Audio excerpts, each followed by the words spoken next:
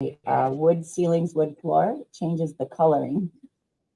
I look washed out with all the extra light, and I still don't have it right. Yeah, you look good. Hey, you look like $100, Nicole. No, just kidding. You look like $1 million. Well, I just sent a note to Rod for him to join us. Okay. Did he communicate with you this morning? Joining us? I'm sorry? I did not hear from him this morning, but we are now live, I believe. So, hello everyone. I apologize. This is my very first live stream, so just working through some kinks. I hope I have it right. Welcome, and thank you for joining the Journey of Development. Our panel discussion today is on leading through evolution, mastering the 4 pillars of organizational change, including strategic, structural, technological, and people-oriented. We're going to do a deep dive into real-world examples, explore the power of motivation, the transformative effect of AI on the human experience, and understand the essence of successful organizational change. The Journey of Development, if you're not familiar with the platform, I created this years ago to foster growth and collaborative exploration through engaging panel discussions. And I've added immersive workshops for hands-on learning and candid AMAs this year, all tailored to address today's core business challenges. This is where I hope that innovation, vision, and strategy converge through an exploration of topics like AI, growth strategies, and the broader human experience. With that, I want to say thank you to the sponsors for this event. At the forefront of motivation and analytics, MotiveX merges intrinsic motivation with data-driven insights. MotiveX provides a transformative solution for organizations to optimize outcomes. This unique approach redefines team engagement and performance, ensuring resilience and success in any business climate. Check out MotiveX at motivex.ai. And then we have BoardX, which is an early stage startup at the forefront of reshaping the future of work, with a mission to empower people to collaborate and innovate through a dynamic digital workspace.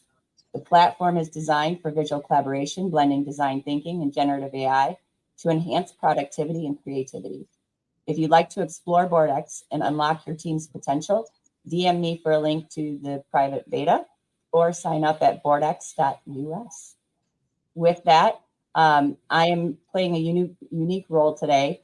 I'm going to be your host, moderator, and a little bit of collaboration in the discussion. So I'll start with introducing myself, and then each of the panelists will introduce themselves, including a unique perspective on organizational change so they can draw a little bit from their experience into the topic today.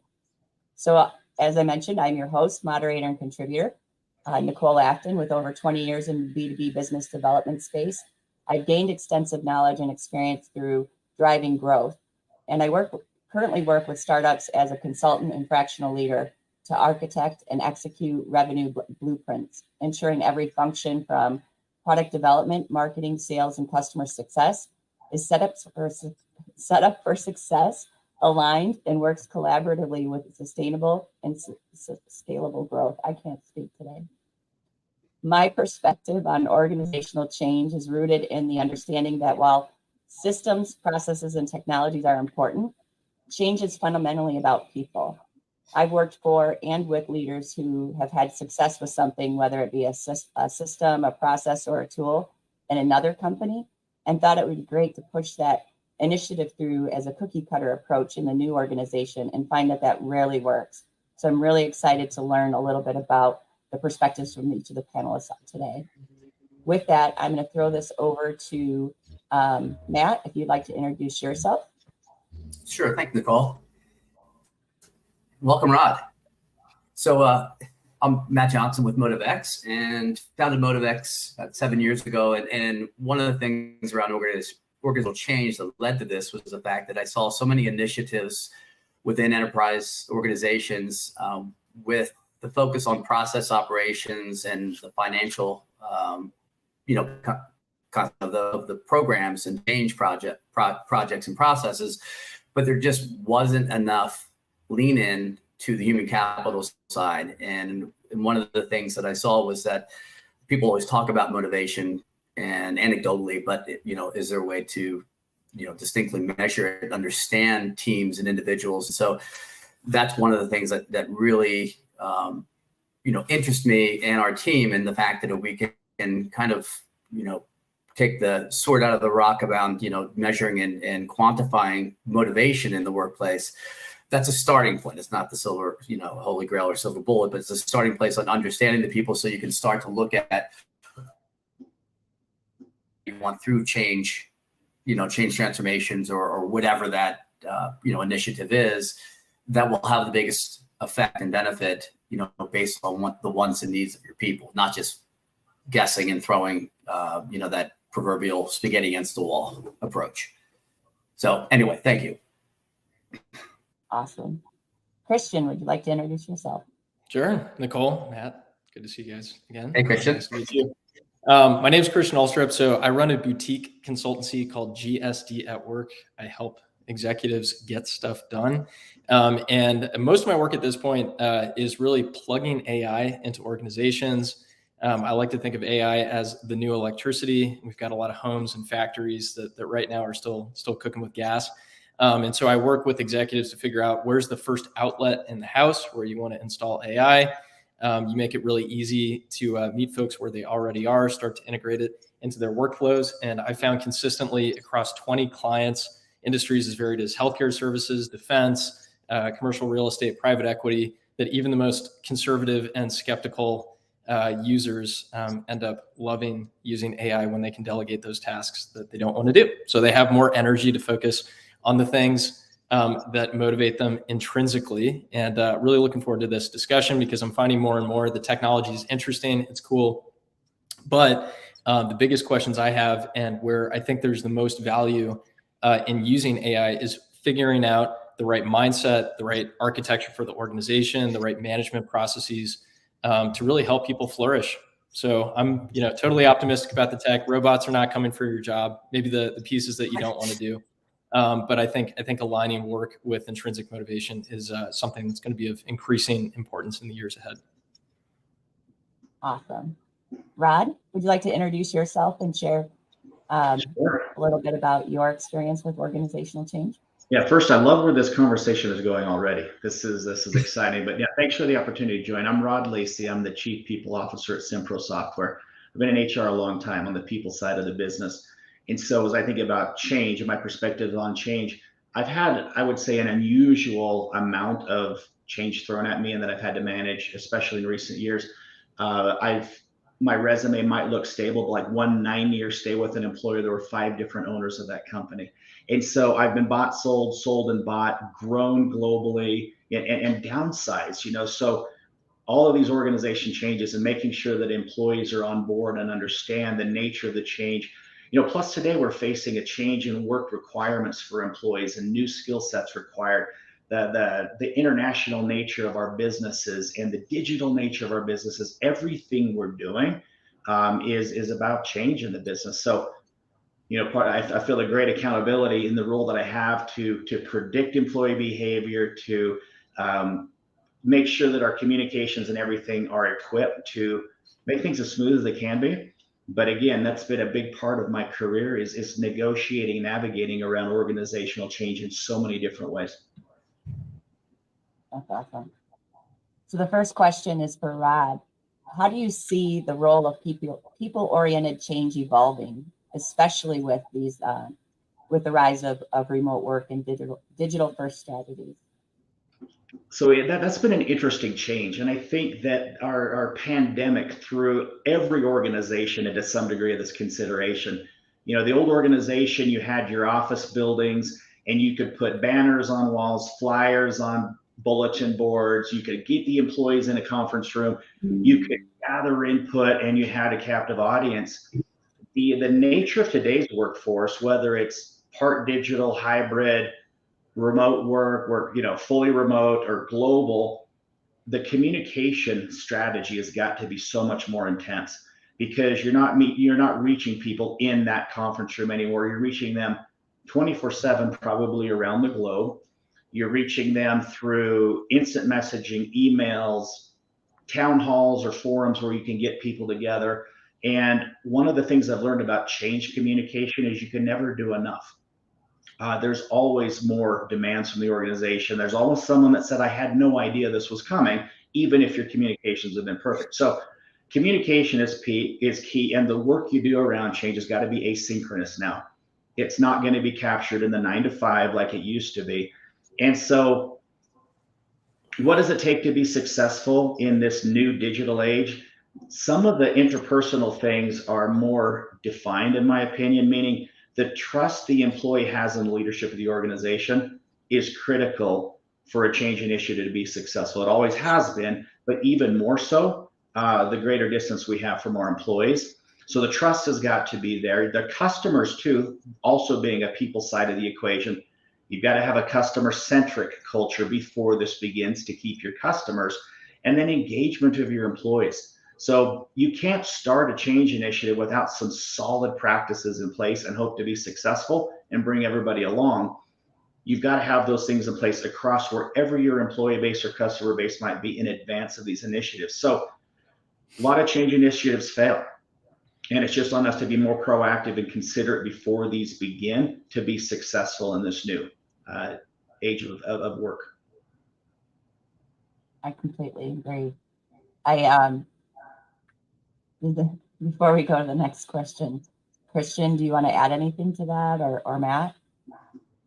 Oh, it's a good question. I think this may be something we'll talk about later as well. One thing I found to be very interesting when it comes to using sort of AI in particular, but I would consider that to just be one facet of this overall, transformational series of changes that we're going through with remote work and global workforce and all that kind of stuff.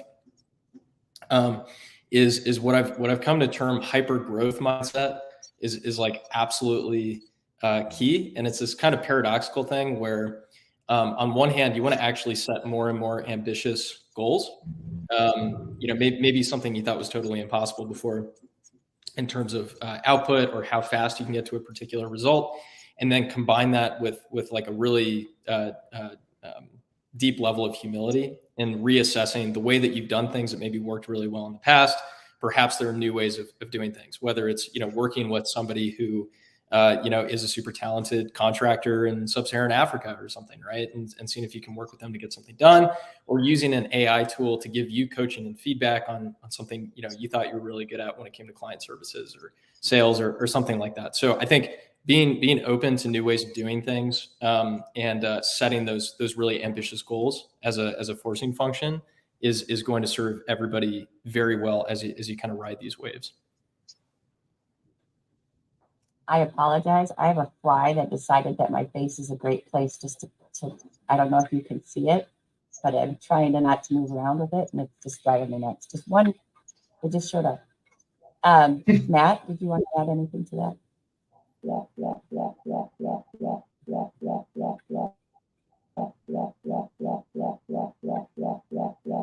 I'm having a problem with the audio. Is anyone having a problem hearing that?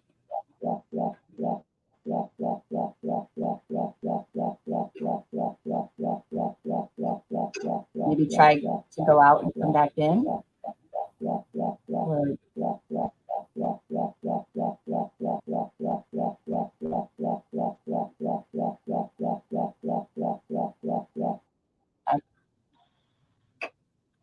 Okay, the noise went away, but we still can't hear you. Ooh. You popped in there for a minute.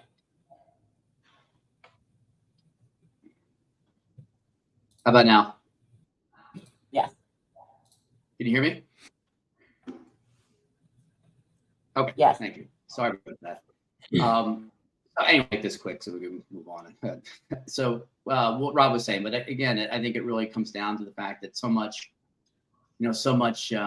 emphasis gets put on, the business process and the operational and the financial part of the component of any type of organizational change initiative that, who are the folks that are going to need to pull that through? And it's the people, and they're kind of the second fiddle when it comes to priorities and investment and, getting their opinion. So a lot of times, it's just kind of downhill on them without getting any type of, voice of the internal customer around, what would be some things that would be the kind of wisdom for them around the initiative? Because I think one thing we found in our research throughout the years is that when it comes to influence and rationality, which are kind of both sides of the microphone, influences the employees feeling like they have a voice in decision making or a voice in their opinion, but it doesn't mean they have to agree with everything that goes on. And rationality really comes down from the why or the transparency around decision making from the organization or the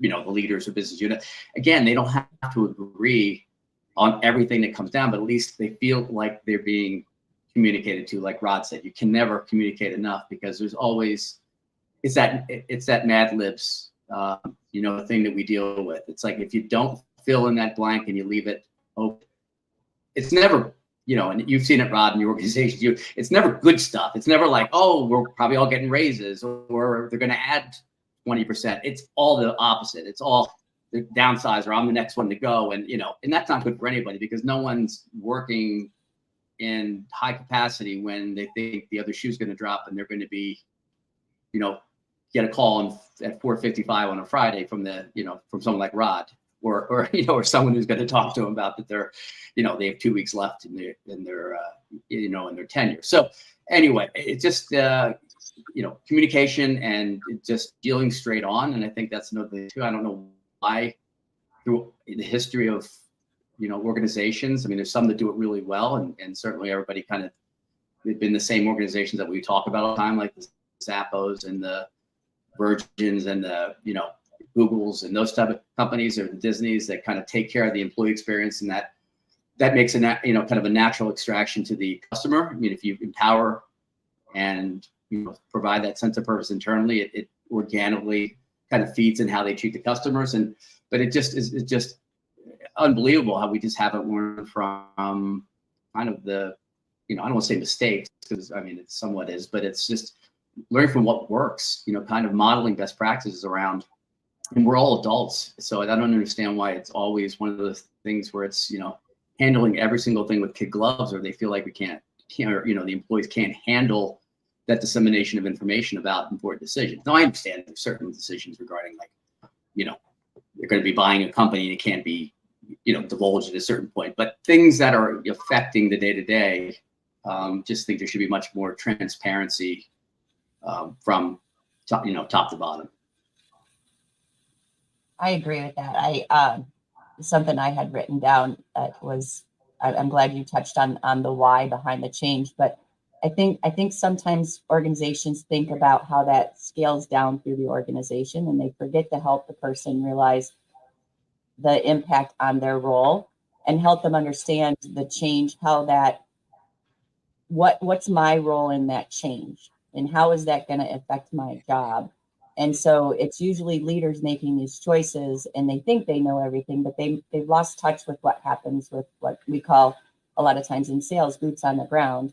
And I think that's where the challenge or the struggle comes from internally, is because they didn't put themselves in their shoes. And so they don't understand that change, even though it seems great at the top, at the bottom, oh my gosh, it's just added 2 more hours to my day, or I've got to split something up, or I'm maxing out my budget. I think about some of the situations that have happened in sales where the changes were great overall, but where it worked on my territory and increased my expenses. And so then I'm being looked at in a different way. So it's you really have to look all the way down into and help the individuals understand their role in it and that impact at that lower level.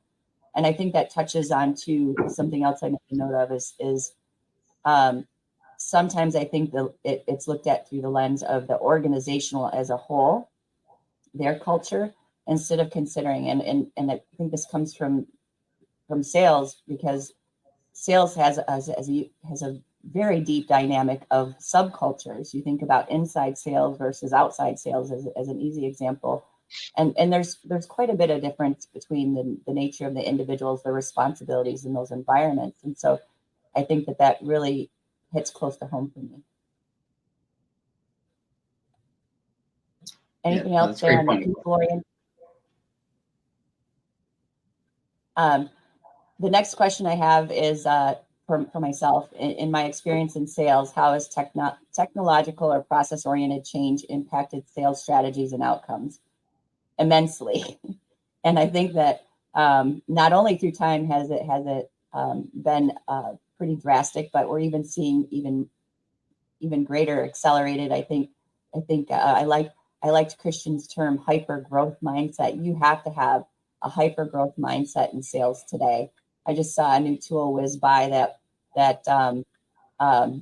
if it works out great, it'll be just absolutely amazing, where it's like doing multiple things at once for a salesperson. So it's like, wow, those possibilities. But I think about through my career, there's been a number of ways that it's changed. I think about software as a service and the immense variety of digital tools that have come out. But that also brings up the thought of, and in each of these things that I'll bring up, brings up, not only are they great opportunities, they can be quite overwhelming on the ground.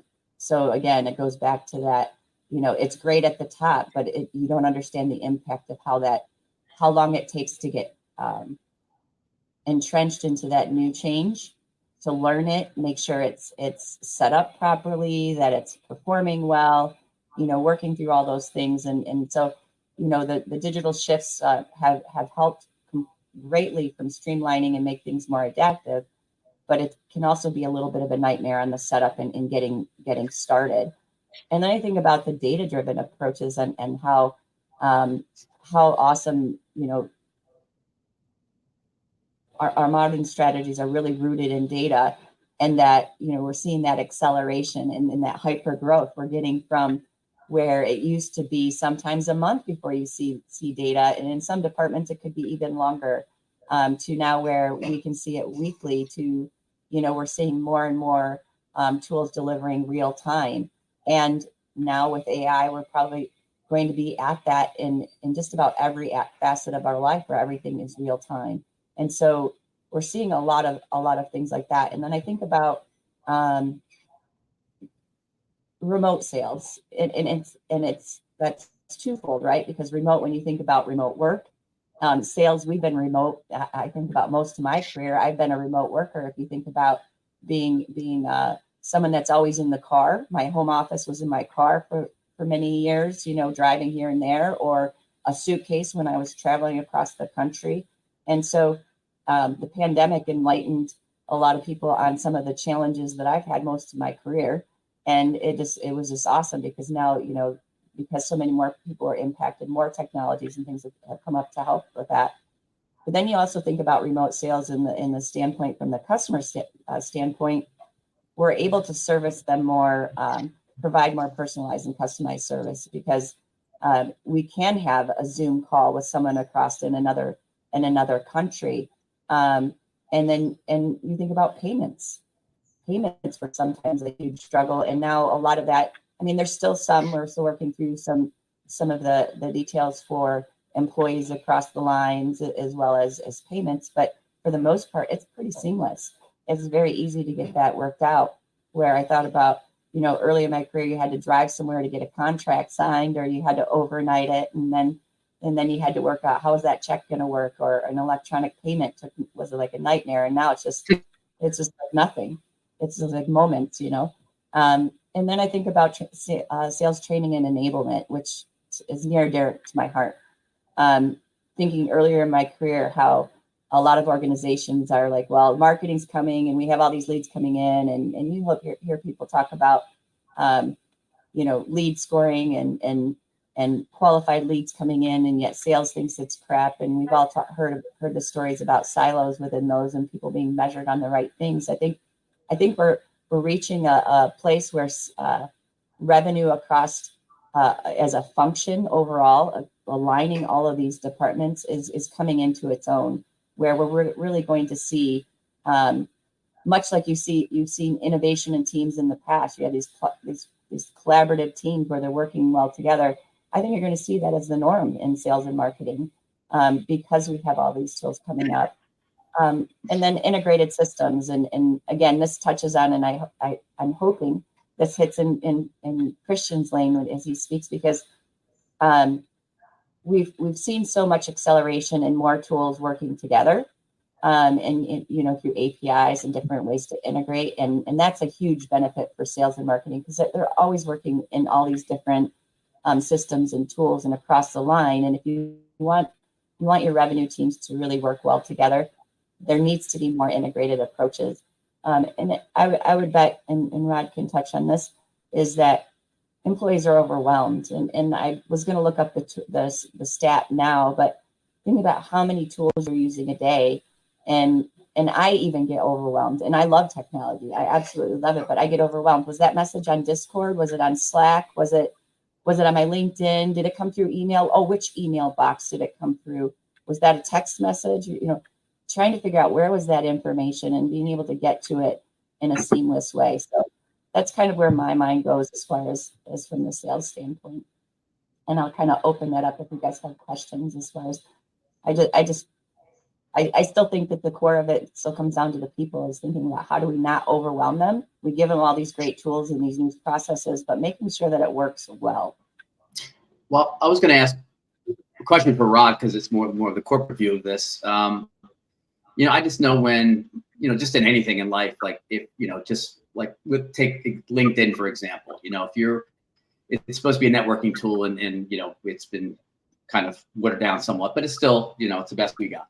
But what happens is, hey, can you introduce me to Rod? Sure.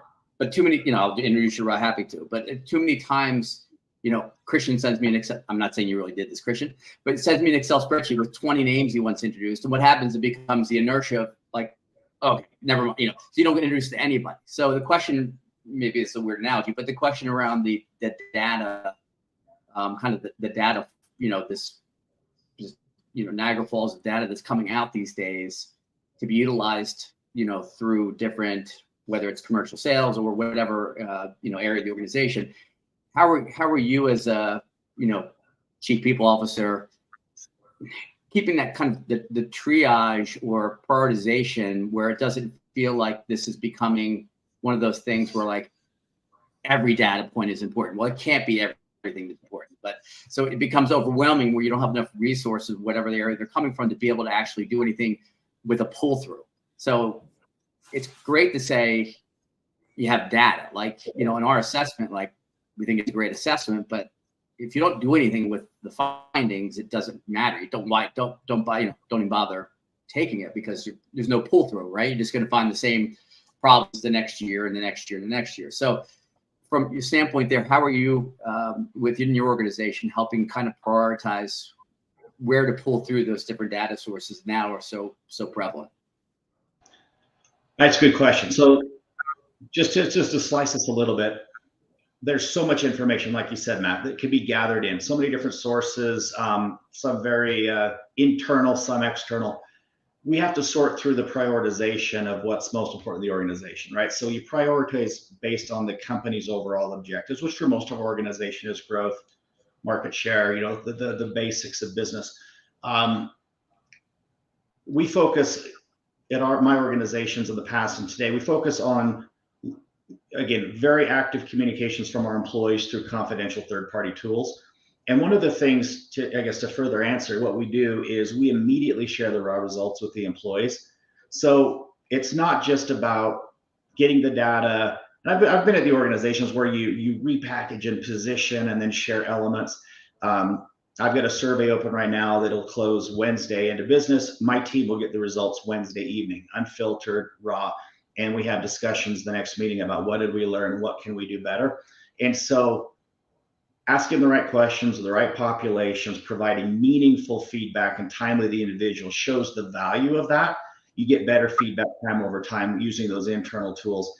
Other than that, looking at the other resources you've got and identifying what's critical to mission success versus what's just noise, and prioritizing your filters based on that. Good stuff. Christian, did you want to add anything or? Yeah, I mean, I think there's, again, just to bring like a very optimistic perspective on where I think things are going. I think we're at this sort of interesting inflection point where some trends that we've seen maybe even reversed And a lot of the things that people are maybe fearful about with technology or kind of overwhelmed by, I do think are going to be fixed on some kind of fundamental level with some of the breakthroughs in AI. So to be very specific, like Rod, you brought up, there's so much information, like how do you slice and dice it? I mean, this is an incredibly difficult problem. And one way to think about AI in particular is it is this kind of smart indexing tool. So an index just being how do you prioritize and sort any kind of raw information. And we used to be highly constrained in terms of working with relational data, tabular data, writing SQL queries to get whatever you want out of the warehouse, right? And that's kind of esoteric. It's not super graspable to your sort of business person or somebody who wants to focus on building meaningful relationships with customers and clients and so on and so forth. And I think that the ability of AI to act as this indexing tool and to be able to grasp unstructured data and sprinkle some reasoning on top of it will lead us to be consuming fewer volumes of information overall. So you're not all tabbing between Discord and Slack and LinkedIn and all over the place. And ultimately be able to really invest your attention into the highest quality interactions and the highest quality work you can possibly do. And so I'll give you just an example that I've kind of put into practice myself on this point of focusing on quality, on sort of like authentic points of connection.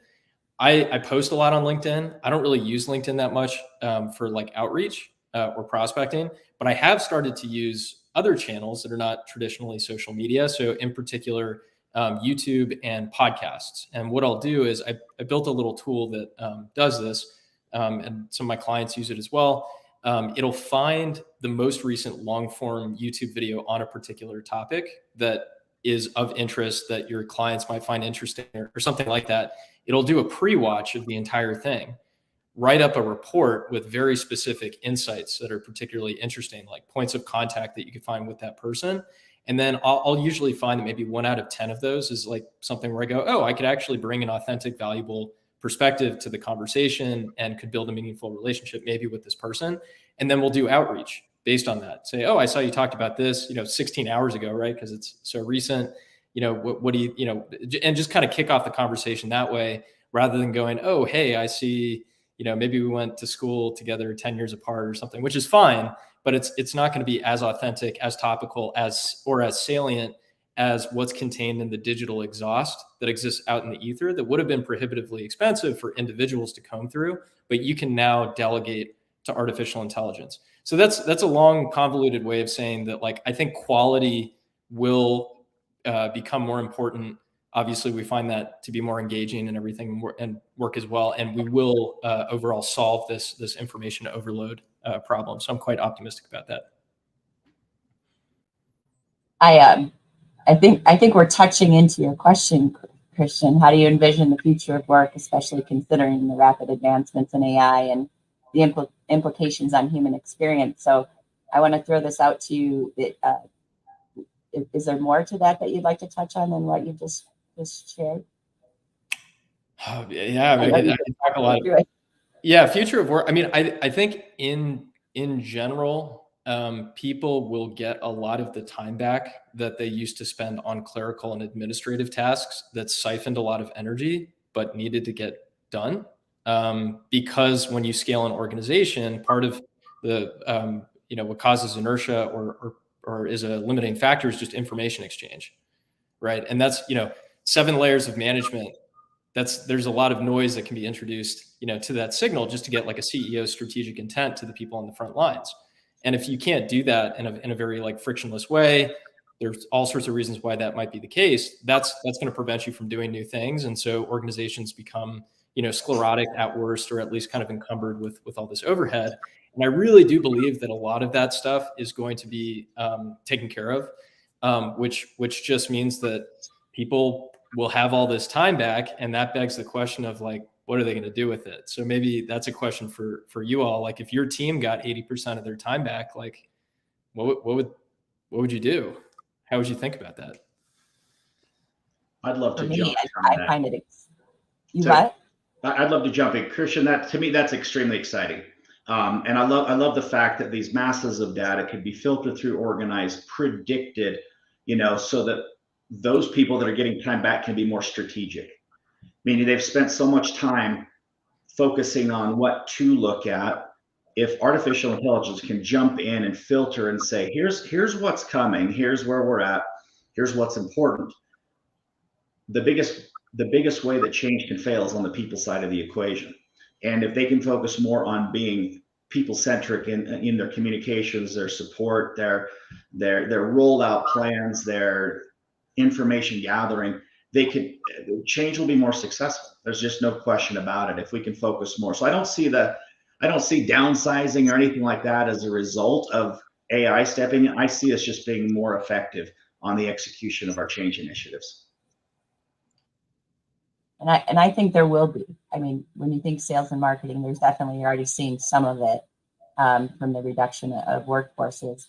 But where I see the value and where I advocate when I work with clients is giving people more room to be human, creating greater connection with the customer, being of greater value to the customer, taking those extra steps that you had to whiz through before because you had to meet with so many clients that now you have that extra time and you have that time to collaborate more with others in the organization. Maybe we can do some different innovation teams that are built around revenue. Those are things that excite me with some of that extra time and how to approach things within the organization. I love the tool that you created, Christian. Just think about, I think we're going to see more and more of that over the next few years, but you're going to see it also within organizations where it works for that specific team. So some of those challenges that I mentioned earlier about, work environments and subcultures and overall culture, I think we're going to see more customization within the organization and within certain departments and how they work together. So there's going to be a bit more complication than what we're seeing right now, but eventually it's going to create some real ease. And so that really, really excites me about, being more human, both with the others in the organization as well as the clients. Matt, did you want to touch on any of that? Yeah, I mean, one of the things that, from a standpoint of Christian's point about, getting back X amount of, time and, to be able to concentrate on, and it's great and I'm not saying in concept, meaning it can't happen or shouldn't happen, but like in a sales environment, you can see how, if you had that time that you could be, you're calling on customers, you're scaling. That's an easy way to look at how you can scale. But there's a lot of areas within a company, like, IT or accounting, that they had 80% more time, without proper proactive training or having a little bit more of a, I think where the approach could go would be having a more holistic, instead of like, the old Taylor scientific, where you're doing one thing. I plug this number into a spreadsheet, that you have a little more responsibility across that whole continuum of a project or an initiative or whatever that looks like. But there has to be, companies have to be proactive in looking at, kind of that, because there's going to be new job responsibilities, and some people are going to be more apt to say that's great, but you have someone who's been, that's 5 years from retirement, that's been doing something a certain way. There's going to be some resistance to that, which there is to any kind of, right? So I just think the companies have to be proactive seeing this.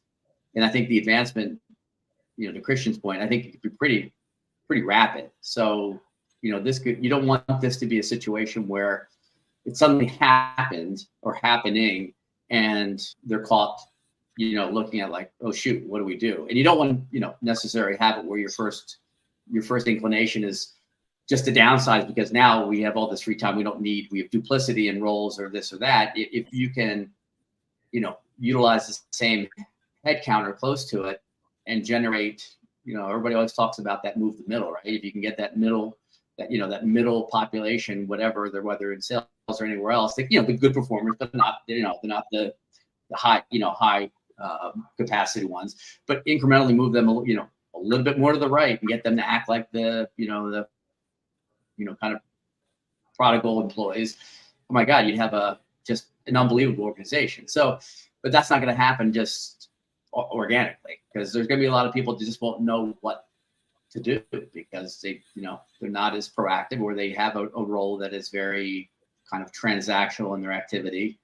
that, unless they have piles of folders on their desk, or, or maybe not literally paper, maybe in their inbox to be able to keep, processing things, they're going to be wondering, like, I kind of miss my old minutia stuff, right? Because at least I felt like I was busy, which is that's not the right, that's not going to help anybody. That's certainly not helping productivity or your sense of purpose. But sometimes when you feel like you're, even busy work can feel like you're, at least, hey, I filled my 8 hours a day today. It wasn't, did I add to the revenue generation or the, the cause of the company? Well, not really, but I was busy all day. I don't know what I was doing, but I was busy. So, to be able to feel that sense of purpose. So anyway, that's my 2 cents on that. Matt, the next question is up for you. How can understanding individual and team motivations aid in navigating the complexity of structural and strategic changes? It's a great question. So structurally, I think with organizations and looking at the kind of the tenor of, especially I guess we'll call it post-pandemic, but a lot of organizations that I see are going through, not just restructuring from the standpoint of reorganization with the same people, but literally downsizing 20 to 30%. And with downsizing, there's obviously some budget constraints because they're downsizing reason, right? So that kind of goes hand in hand. They need to do more with less. But one of the most frustrating things, and this is not something new just because of this economic climate, but you have, regardless of whether it's, whoever's calling on something like that, I mean, it's Christian to say, hey, it can help you be more efficient, this and that. You get that answer of, well, let's wait for the dust to settle. Let's wait 3 or 4 months and see what happens. And I think about that. And it's like, again, going to the Mad Libs example, it's like, nothing's good going to happen when they just saw their best friend that they've been working with for 22 years, who didn't get let go because of anything from a quality of their work. It was just, shaving off salary and redundancy and everything. They're not going to be really, from a standpoint of engagement and high morale, probably feeling that great about things. And so what's the point of waiting to see what happens? I don't understand. It's like we're now in, football season or baseball playoffs where it's like, you have a Sunday football game where, 2 of your best players get injured. Would you say like, let's just see how, let's just keep going with, we'll see how it goes in like 3 or 4 weeks. There's only 16 games in the season. You don't have 3 or 4 weeks. So you need to assess now. And I think one of the biggest things is, I think there's a little bit of trepidation, I think, in organizations to really, they're scared of what are they going to find.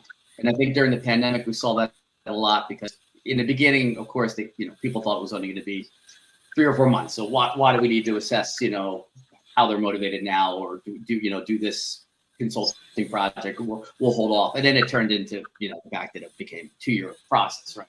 But so that's one thing with, the structural thing. I think it's one of the things where if you don't measure where the heads and hearts of your people are, and understand, and again, it's not just about what we do with the motivational aspect. It has a lot to do with, all the things that tie that together. But why not understand it right here and now? I mean, there's a lot of resources and solutions out there that you can be, it's not a one and done. This isn't like we do it now and we never do it again. I mean, we can see how things are going 3 months from today, after, when you proverbially said the dust was settled. Well, let's see what it looked like then. But why not get ahead of it and be proactive and understand what people are thinking right now? Because if you have to do more with less, don't you want to illuminate those areas of concern and reduce the friction right now? So again, if you have limited budget, why would you want to just guess at what you think will be the most efficacious programs or initiatives or spend? You can actually understand your people at a certain period of time, and you're actually listening to them. You're saying, hey, this is what is important to us right now. This is what we have fear of right now. This is where we feel like we're not getting enough of right now. That it's coming right from them. So it's not, you don't have someone in a ivory tower in the C-suite just guessing what they think is going to happen. You're actually getting that feedback directly from the employees. So, Christian, it looks like I'd love to hear your thoughts on that. Yeah, I mean, I think it's really interesting. So a couple of things. One, Nicole, you mentioned this kind of reintegration of sales and marketing into this more kind of cohesive revenue team, or something that, if I understood correctly, maybe is not as rigidly separated or something like that. I've been doing product work, so digital product development, for about 10 years across a whole bunch of different industries, media, medical device, across the board, using AI to do all kinds of stuff. And something incredible happened with one of my clients about, maybe it was 8 weeks ago at this point, where in a single live working session, so I was working with them back to back during these live sessions.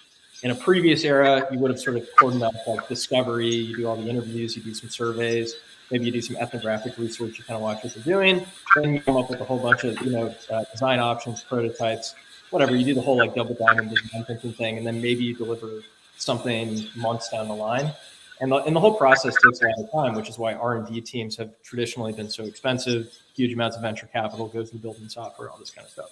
But literally because of AI, during a 1 hour session, we were able to collaboratively identify the next feature to build in this application that I built for them. What was the task that they want to delegate? Prototype a solution iteratively and do it through live conversation, where we had a transcript and I'm copying and pasting the transcript into AI to see if it's actually delivering the result that they want, encoded into software, again, with the help of AI, helping make changes to the code in real time as we're talking, and then deploy it. So within a 60-minute session, we were able to do that and actually deliver something that worked. And what's nice is this is a SMB, so don't have a ton of kind of like enterprise requirements, overhead, and it's not SOC 2 compliant, all this sort of stuff. But just practically speaking, in terms of decreasing time to capability, or time to delivery of real value, that actually gets the whole engine going when it comes to having like a change initiative happen. That is now possible in a way with technology that literally was not possible until a few months ago, because of what AI enables in terms of coding, in terms of grabbing the live transcript out of the ether and then turning it into a sort of capital asset.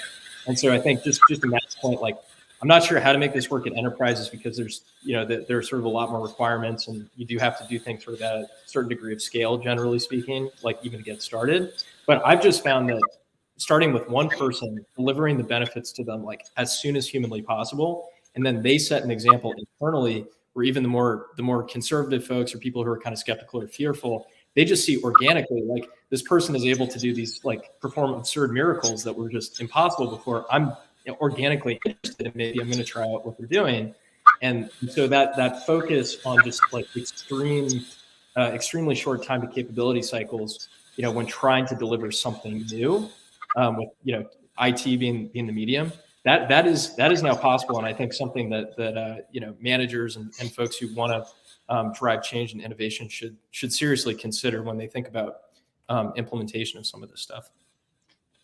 Christian, you mentioned how that happens in the enterprise. That could be A/B testing when you think about just like sales and marketing, right? You do a lot of A/B testing. You could have sandbox where clients could test it out before it gets rolled out to the whole thing. So speed to innovation for the larger organization. Absolutely. And so the second part of your question, I actually want to kind of direct this. Sorry, Rod, I'm not picking on you. It's just that you're a great resource here from a more of an enterprise, C-suite standpoint here. So when you ask about structure and organization, I'll be real quick with it. We can move on and we can get some questions in too. So what we see a lot from our insights and findings is, a company who is perceived as innovative, like say a life sciences organization or a technology company, right? So what they're selling and out in the space and how they go to market is innovative. So what we see is that when the folks that we're assessing through the organization, innovation is one of the motivational factors. So innovation is high from a desire standpoint. So this is what I desire, this is what I want. So they're hiring the right people that are also innovative minded, right? Creative and innovative minded. But what we're seeing is that when they're in their ecosystem, so yes, they want to be innovative and creative, but when they're put in in the environment, the environment itself internally. So again, this has nothing to do with what they're producing for the, the outside world, that they're not feeling like they're getting that innovation experience or that creative experience to be able to, to ideate and do all the things that, that their potential is. So they're hiring the right people. So that's great on that respect. But then there could be a deep disappointment. It almost makes it worse sometimes. You have someone with the expectations of, yes, I want a critically innovative environment, but boy, God, we have all these legacy systems. I have to go through 14 approval processes. We have, that's the kind of thing that's not thought of a lot. So there is a big disconnect of that, especially when you look at the walk and talk thing, right? So it's easy to have the values on a website and everything else, but are we coming through for that? And so my question to you is, what do you, and it seems like you guys are very proactive in your approach from your folks being very transparent. Like, how do you, I guess the question is, how do you, moderate or remediate situations where you see that the things that you maybe 2 years ago you were on this path, but now things have changed a little bit in terms that you can actually change your path or understand your folks to make sure you're giving them, that you're keeping aligned and fulfilled in what they're asking for. That's an amazing question, and it really sets up a lot of organizations, especially if we think on the tech space. I think science is innovation is what it's all about. It's going to be one of our values. It's going to be on the walls, like you said, Matt. But yeah, there are organizational constraints sometimes that just squash the creative efforts, and so it's going to create this discontentment. You're going to lose talent. You're going to frustrate talent. So a couple of things. Culturally, an organization needs to be ready for that. If you're going to be an innovative organization, it's got to be okay to fail in your efforts and attempts. It's got to be feasible for people to play. Organizations will do these tech jams or do these all night creative exercises. Something there are ways to foster creativity and innovation. At the same point, though, there needs to be a very realistic job presentation early on to these innovative people that we're bringing in. This is the platform you're going to be working on. These are our objectives. These are our priorities, so that you can eliminate some of the surprise. But again, if we're saying we're an innovative organization, you've got to have the culture that embraces that, gives a chance to play, allows for failure, and celebrates the successes. Because I would agree, a lot of organizations, we all look for creatives for so many roles, but there's organizational constraints that can kill that so fast if you're not conscious about setting them up for success. Good stuff. So I think we've all touched on this throughout this, but just maybe exploring some other examples. Where could you each share maybe a most challenging aspect of organizational change you've encountered? Like, how did motivation or tech come into play with addressing it?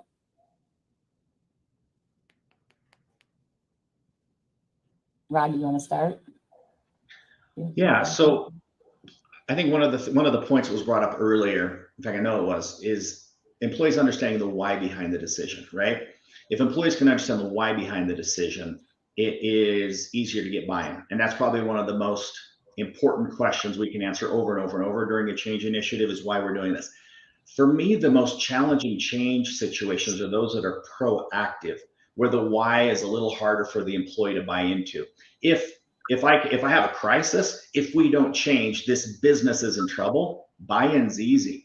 But if I'm restructuring or reorganized for the future of the organization, where the why feels a little more vague, those are the more challenging change situations that I face, where it's not a threat. Maybe I believe it's a good idea, maybe I don't.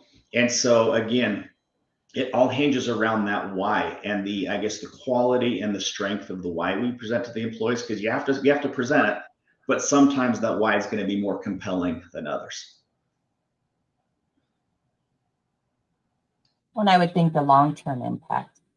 I mean, it's easier for a change if it has an immediate impact, but if it's long-term, as long as they understand that business case, and I think sometimes that gets missed, like what it means for them. We've talked about that today. We're talking about the future of how we're going to do business. I mean, whether it's artificial intelligence or whatever that's going to impact, we should be setting ourselves up for future success. It's hard to justify that change to some of today's employees that this is necessary or this is what the future of the organization is going to be. So that presents a challenge. Matt? Yeah, no, I love what Rod said. So just a quick point here. So, one of the things I think with any type of change or adoption is that especially with technology adoption, is you have a lot of times the CTO or CIO is the kind of main stakeholder for, implementing. Now, not that you don't have CTOs and CIOs that are very, forward thinking and more, understand besides the technology aspect of it. But when you have a singular approach of just, getting something implemented, that it's up and operating and all those things, you have at best, you have impact results. At worst, you don't have KPIs for your business results. So what are the things that we're trying to, why are we doing this, right? So even if it's something proactive, which you can say that, hey, if we make this $2 million investment, it might take 2 years, but we're going to be that more efficient than we are now from a process standpoint or a manufacturing standpoint. But so I think it's key that in any type of initiative, you're getting stakeholders from, again, you don't want to over-engineer things and have 1,000 stakeholders, but you want, marketing and sales, you want HR, you want, the finance department. So you want those areas so they can understand, that they can feel like that he or she has that they're champions from their own BUs or own divisions or whatnot, that they're also getting that filtration down to their people, so you can still generate the why. And the why can be slightly different. There's overarching why that's going to, be the why 101 is going to appeal to everybody at ABC company. But then from a finance perspective, it's going to be, hey, this is going to help us generate 3 times as many, reports by the P&L at the end of the month. And for sales, this is going to be good. Put it in the customer's perspective. Hey, this system is going to help us, have better visualizations for our customers so they can see the, fill in the blank. So I think that's a big thing. And then, finding the influencers within the different groups and it doesn't have to necessarily be influenced, don't have to be your top performers. They oftentimes are, but the folks within an organization that can kind of proselytize it to the people that aren't necessarily, that have the SVP or president title, but are peers, but are very respected peers, that can kind of, pull through that vision for their, for their colleagues. So I think we're getting close to the hour here. Sorry. Yeah, Christian? Yeah, it's a great question. I was just kind of like mulling over some of the failure cases that I've seen, and I think at least what I've observed, just speaking strictly about kind of the AI implementation stuff, there are maybe two or three things that I would consider disqualifiers to one of these kind of initiatives at this point. One is I think anything short of the chief executive being significantly more curious than fearful about the technology, just like temperament wise, is super important, because if that's not really clear, where they have that kind of optimistic, focused on uncapped upside mindset, that'll be felt by even the most motivated kind of operators, and it just causes things to not work ultimately. So I think that's really important. So executive sponsor who's quite curious and excited. 2 is when it comes to working with somebody who's the primary beneficiary of the technology, there are sort of two things that can kind of go wrong. One is there just might not be somebody at the organization who's got the fire in their belly to like go out on the frontier. Or if you don't, if that's not the first person you work with, it's much less likely to work. Somebody who they get a thrill out of trying something new, right? That's going to be the first person you want to work with. The second one, and this is kind of tricky, is I found with the AI stuff, there is sometimes the temptation to try to automate things that people like doing. because it seems like the obvious thing to do. Oh, we're just going to do the thing that you're already doing. But the truth is there's usually a lot of support infrastructure stuff that they don't want to do. And so making it really obvious in an authentic way that we're introducing technology that is a complement or a supplement to the activities that give you energy where you want to achieve higher levels of mastery without technology, that's where we're going to focus. Because as soon as the user views it as a something that's competitive, it's kind of, game over. So that's just been my observation so far. We're at the top of the hour. I sent notes out and I don't see any questions, and this could be Nicole. So if I've missed a question that you meant to submit, I apologize. Share them with me on LinkedIn, and I will make sure I get those out to the panelists. I want to say thank you, everyone, for joining today. If you want to give just a quick summary or thought on the future before we depart, just a 30-second spiel, and then we'll hop off. I apologize for the delay here. Rod, do you want to start us in this one? Yeah, and I think I'd be really brief. I appreciate the insights from the panelists today. I'm looking forward to the future of change in the organization. I'm very optimistic that we're going to get better at it as we go forward. Matt?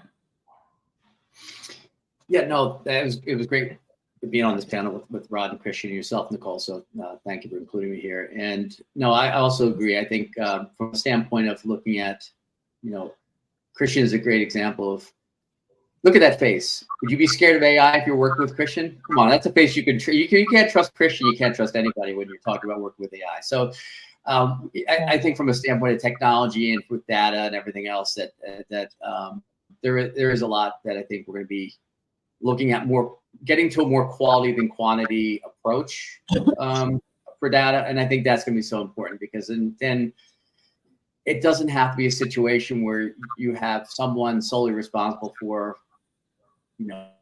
sorting through 1,000 data sources to figure out that one, that someone like Christian is helping you, triage those data sources. So you only have those ones that are those efficacious ones that, so you're not tripping over yourself trying to figure out a guessing game of what's going to be the most important thing for this particular, again, whatever initiative or, what measure we're looking at. So, I'll there's some cynicism, but I'll stay on the optimistic track with Christian. Christian? Yeah, I mean, I'm very optimistic. It's not to say there aren't growing pains for sure, but I think there's like a particular moment that gets me personally, like gives me this most satisfaction when I'm working with folks on this, which is where there's almost like a conversion experience where they go, oh, this is not going to work. We've tried IT, it's like, whatever, right? They're kind of like non-believers, but then they actually hold the tool or they use it in such a way where all of a sudden there's like this giant burden that lifts off their shoulders. And the way I interpret is they're thinking, oh, work doesn't have to suck. like there's kind of that feeling. And I think going forward is to speak to everything everyone's talked about here on the panel, and Matt, like especially what you do, helping people understand the ways in which they can understand themselves to be hyper individuated, members of a team, gain the self-knowledge so that they understand, okay, here are these very unique complements to what we can do with the technology. It's going to be great for the organization. It's going to help people flourish more, have a lot more energy, have a lot more fun at work. And so I think thinking of it holistically is it's not totally figured out, but this is a huge area where it's ripe for opportunity and thinking about management, mindset, coaching, all that stuff as a complement to the tech. So I'm very excited about what's going to be figured out in the years ahead. I think you've all pretty much touched on it. I'm optimistic as well. I see a huge change through sales and marketing already, and I see that continuing to fly and giving us more of a customer oriented and more connected and collaborative organization. So I'm so excited about the future. Again, thank you so much, and I hope you have a great day and join us for the next Journey of Development event. Thanks, Nicole. Thanks, everybody. Bye-bye. Take care. Thanks.